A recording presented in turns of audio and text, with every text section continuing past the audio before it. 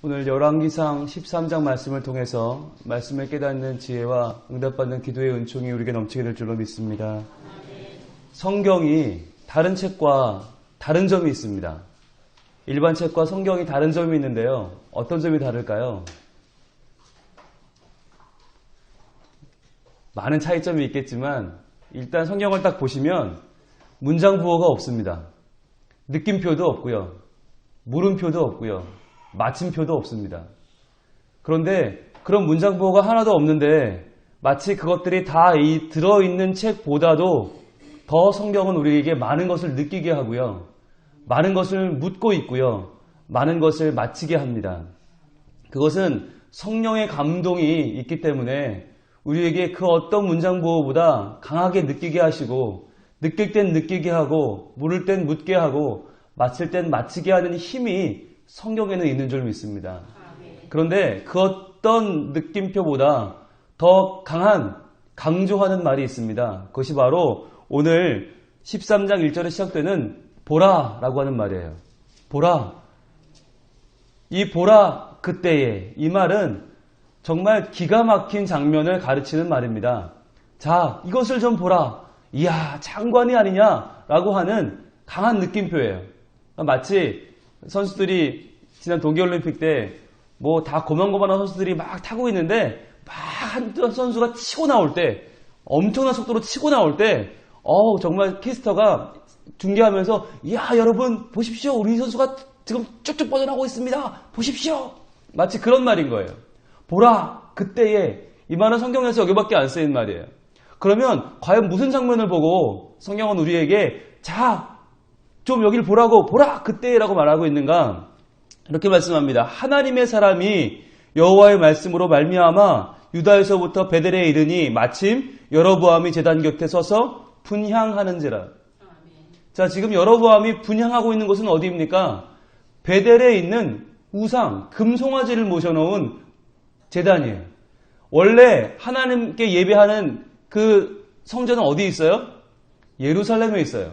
그런데 예루살렘은 남유다예요.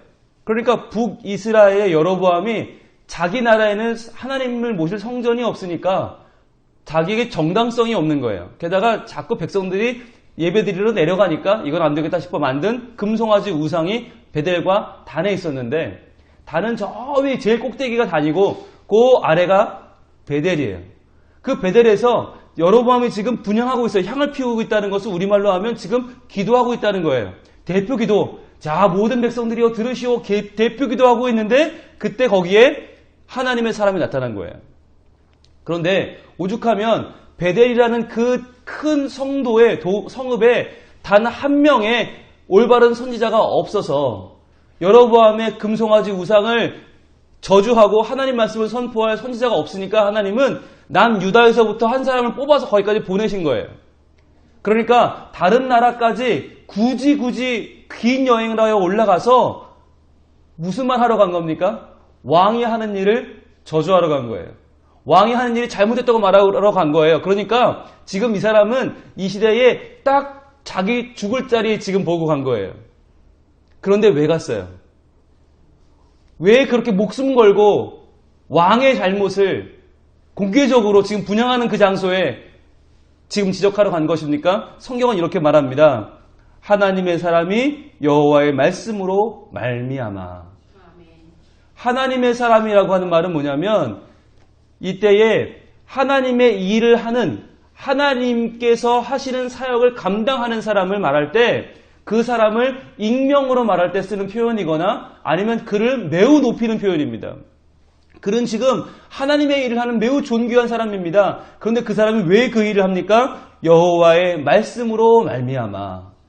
여호와의 말씀으로 말미암아. 즉 하나님의 말씀이 임했다는 것이에요.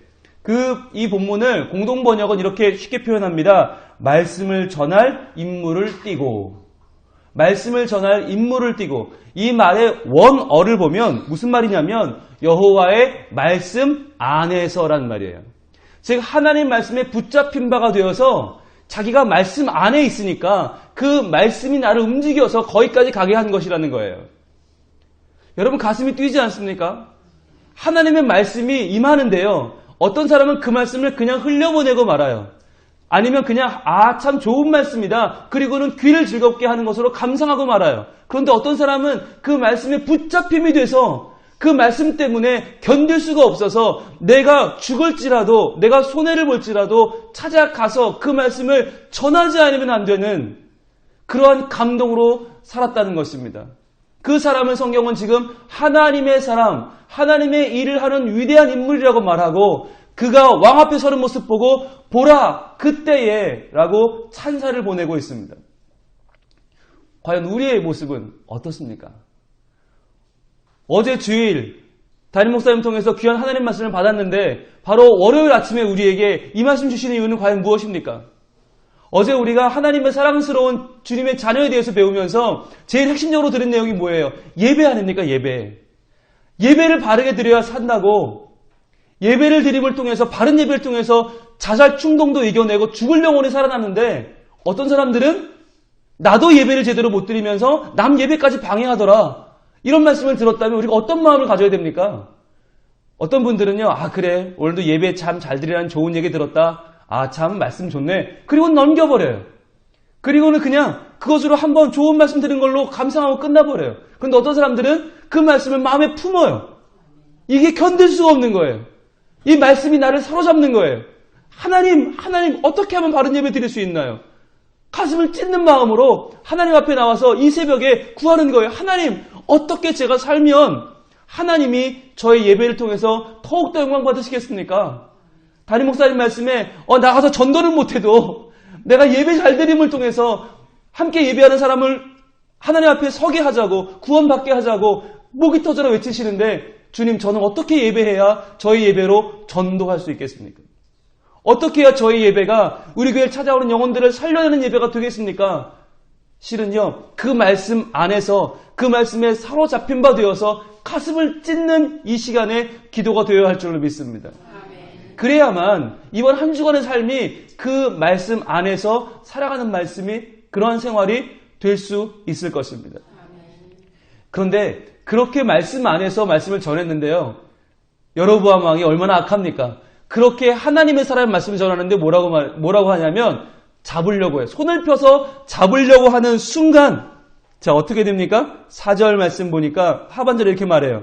자 제단에서 손을 펴매 그를 잡으라 하더라. 자 과연 하나님의 말씀을 전하는 그 사람을 잡으라고 할 때 어떻게 됩니까? 하더라 그를 향하여 편 손이 말라 다시 거두지 못하며 이것은요 하나님의 말씀을 우리가 받고 그 말씀에 사로잡혀서 그 말씀대로 살아갈 때 정말 세상과 대면해서 세상의 유익을 따라 살지 않고 하나님 말씀대로 살 때 하나님이 어떻게 우리를 지키시는 일을 보여주고 있습니다. 왕의 손이 말라버렸다는 거예요. 여러분 말랐다는 것은 뭐죠? 수분이 빠지고 시들었다는 말인데 이것은 바로 모든 풀과 식물들이 사그러져 버리는 기근입니다. 이것은 굶주림입니다. 이것은 흉년입니다. 이것은 하나님이 주시는 멸망과 징벌을 상징하는 것입니다.